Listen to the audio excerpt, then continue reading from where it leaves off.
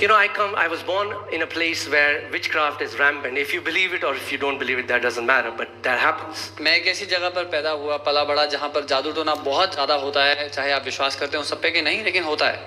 So when I came to the Lord, I started to meditate on the word again and again, filling my heart with it. तो जब मैंने प्रभु को ग्रहण किया, मैंने वचन पे मनन करना शुरू किया, अपने दिल को भर लिया वचन से.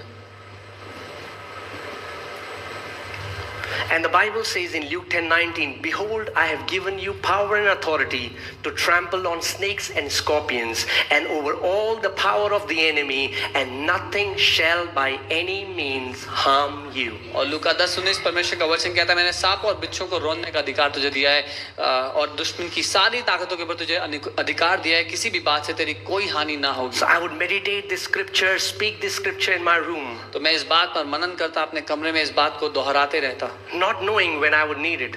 ये नहीं पता था कि कब जरूरत पड़ेगी. Then one night I was sleeping, लेकिन फिर एक रात मैं सो रहा था, and I had a spiritual experience, if I can say और that. मेरे एक आत्मिक अनुभव हुआ, अगर मैं कह सकूं तो. I saw a demonic being which looked more like octopus.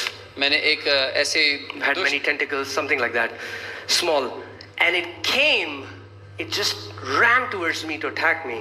और मैंने एक ऐसे डिमोनिक एंटिटी देखा जो ऑक्टोपस जैसा दिखता था, उसकी बहुत सारी टांगे थी और वो भागता हुआ मेरी तरफ आया. And suddenly I was not aware, but the Lord was standing next to me and he just crushed it under his feet. और मैंने ध्यान नहीं दिया, लेकिन प्रभु मेरे साथ खड़े थे उस सपने में, प्रभु ने अपना पांव बढ़ा के उसको कुचल दिया. And then he told me, he said, "Now you do it."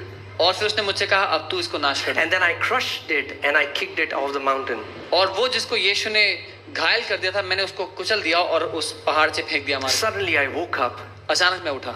And it felt like somebody is playing this verse with 1,000-watt speakers near my ears.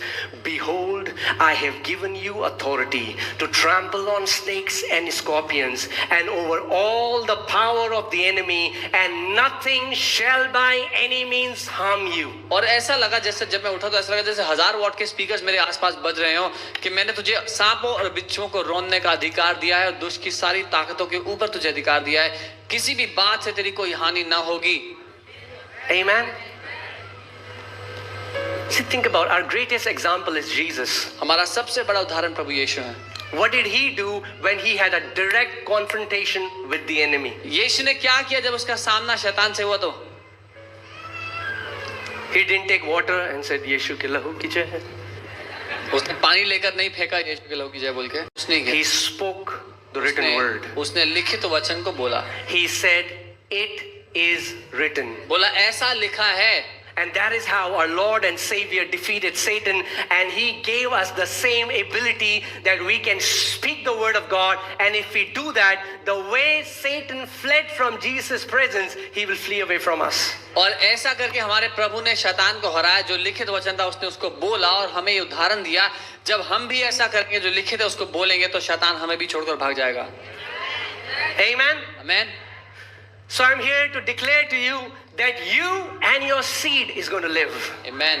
तो मैं एक घोषणा करने के लिए आपके सामने हूँ कि आप और आपका बीज उन्नति करेगा, जिएगा. No matter what happens in the world, 1,000 may fall at your side, 10,000 at your right hand. It shall not come near you. It shall not come near your children. It shall not come near your family in Jesus' name. चाहे दुनिया में कुछ भी क्यों ना हो, आपके बाईं और 1000 और दाईं और 10,000 गिरेंगे, लेकिन आपके करीब कोई महामारी, कोई बीमारी, कोई रोग, कोई दुष्टता नहीं आएगी. Amen. The Bible says the righteous are surrounded by favor like a shield. Bible कहती है धर्मी जन को परमेश्वर की तरफदारी चारों ओर से ढाल की तरह ढांप कर रखती है. Wow, that's such a beautiful picture. ये बहुत ही खूबसूरत तस्वीर है. You are surrounded by favor because you are righteous. आप चारों ओर से घिरे हुए हैं, परमेश्वर ने ढाल की तरह आपको ढांप रखा है. You are righteous because you believe in Jesus and you have been blood washed. आप धर्मी इसीलिए हैं क्योंकि आपने यीशु को ग्रहण किया, उसके लहू से आप धोए गए, शुद्ध किए गए हैं. Amen.